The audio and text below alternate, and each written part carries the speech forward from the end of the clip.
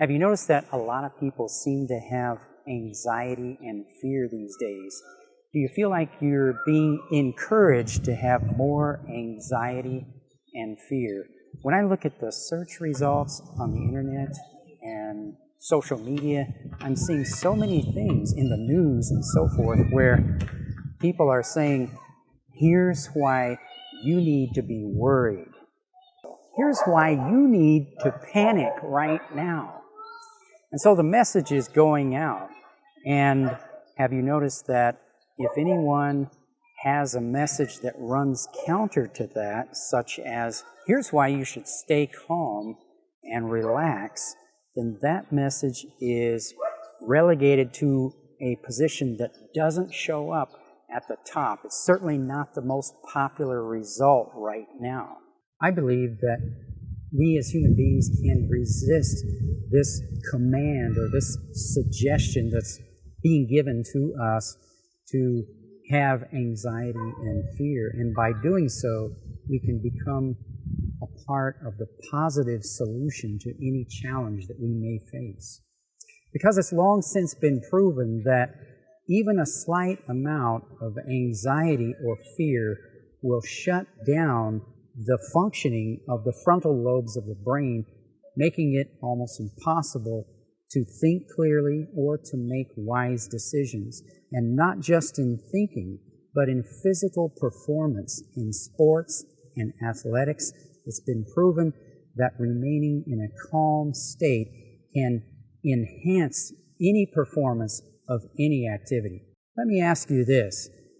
For the sake of your family and your loved ones, your friends, your co-workers, and the people that you care about, do you think that your contribution can be enhanced, or can your performance in helping other people be better if you are able to remain calm and if you are able to inspire others to also remain calm? To truly experience peak performance in any activity, we need to create and maintain a state of mental, physical, and psychological relaxation and calmness. And this is how we can make wise decisions and perform at our highest level in any activity. Now, don't get me wrong, I believe that fear is a great thing to have for certain purposes. If you were ever standing in the street and a big truck is headed right towards you, going full speed and not slowing down, what do you think that you would do? You would get out of the way. And the thing is, you wouldn't even stop to think about it because it would be a natural, unconscious behavior that is driven from your own sense of having a certain degree of fear for self-preservation. And that's a wonderful thing to have because that shows that you care about your life and that your life is something that you value. Because you value your life, you're going to want to preserve it and to get out of the way of a moving truck. This is why some people place themselves into situations and environments that enhance their ability to feel fear.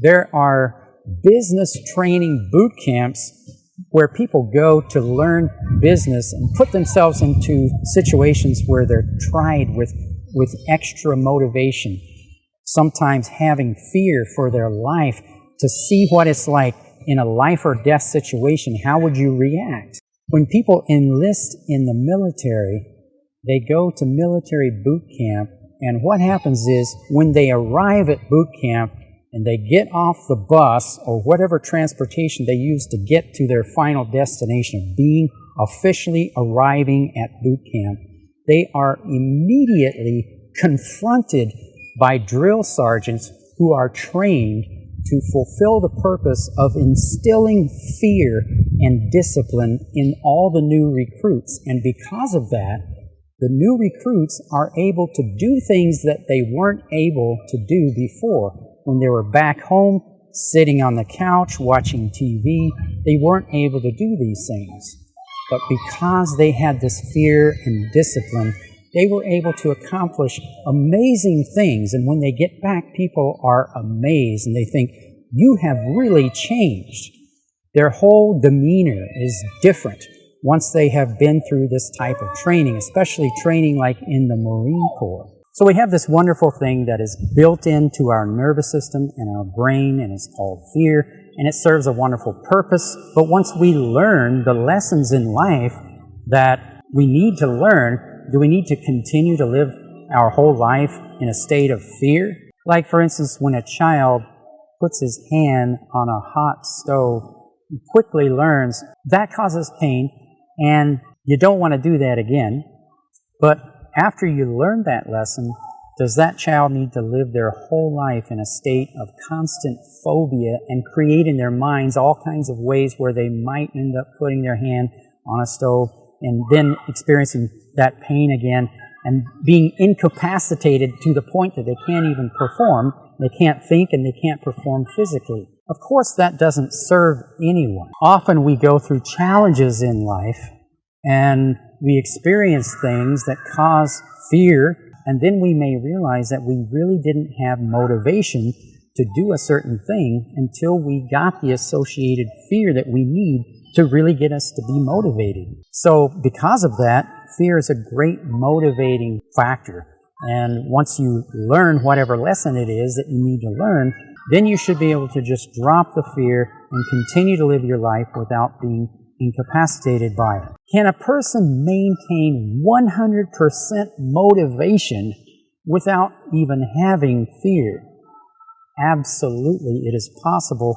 Once a person goes through different levels of personal development training, then they can learn to be motivated not by fear, but by some positive, passionate thing that drives them to do what is best for them.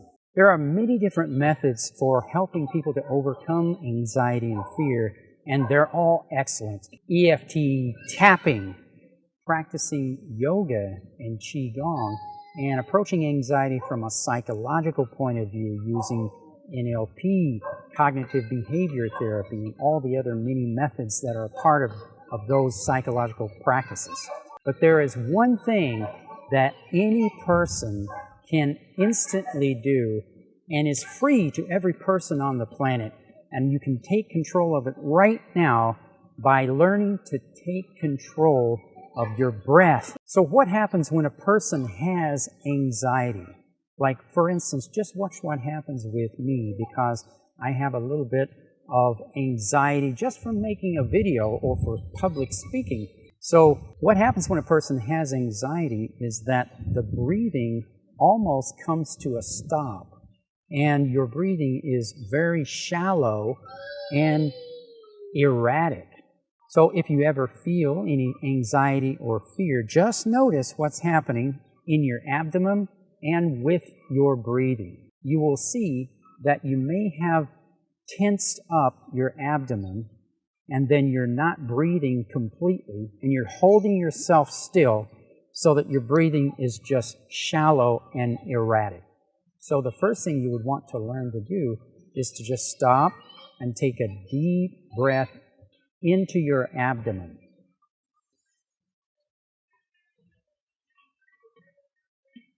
So you want to learn abdominal breathing, where you breathe in. When you inhale, your abdomen will come out. And when you exhale, your abdomen will go back in. And then try inhaling while counting. 1, 2, 3, 4. Hold your breath. 1, 2, 3, 4. Exhale. 1, 2, 3, 4, 5, 6 for an extra length of time. Then hold the breath out for 2 counts. 1, 2. Breathe back in. You learn to breathe into your abdomen and take long, deep breaths, and what you'll see is that you will instantaneously be transformed in your state and become more relaxed and more calm. Now, a lot of people might immediately think, that's not going to do anything to me. Those are the people who have never actually tried this. people who have tried this will know that the instant that you start to breathe into your abdomen and you start to take in long abdominal breaths and slow the breath down, it will automatically, immediately transform your state into a state of perfect calmness. And the people around you will be amazed. They will detect that there's something different about this person. While everyone else is panicking, this person is remaining calm and is able to make wise decisions and to perform physical activities to their highest level, just like a superhero. Other people will immediately notice this and they will be inspired. So you can take some kind of a class or watch a video or take a yoga class. Usually, even in one yoga class, you're going to be taught how to breathe into your abdomen and how to take long, slow, deep breaths, and you're going to learn how to relax. So one class that I would recommend is taking the happiness program of the Art of Living. It is one of the greatest experiences you can ever have to help you to learn how to live your life, understanding some of the basic principles of how to live your life in a state of happiness and fulfillment. There are other programs that cover how to breathe.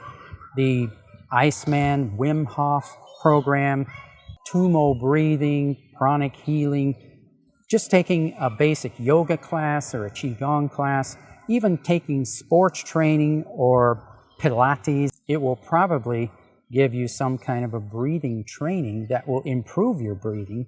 But the principles that I just gave you are what you need to focus on. Taking deep breaths into your abdomen, breathing long and slow and deep, holding your breath and having this count. So what do you think would happen if I continued to breathe in this manner for a complete 10 minutes of time? The only way that you'll ever experience what this is like is for you to practice it yourself and see for yourself through your own experience what happens to you when you do this for at least 10 minutes, breathing into your abdomen. The purpose of this video is to help as many people as possible to discover how to tap into your own inner hero and how to be able to perform at your highest level in any activity. So during times of crisis especially, I encourage you to try this right now and to see how does it affect your whole life and everything around you right from this very instant. Are things starting to change? Your situation starting to change? I encourage you to begin doing this as much as possible and let this knowledge serve you well. I'll see you in the next video.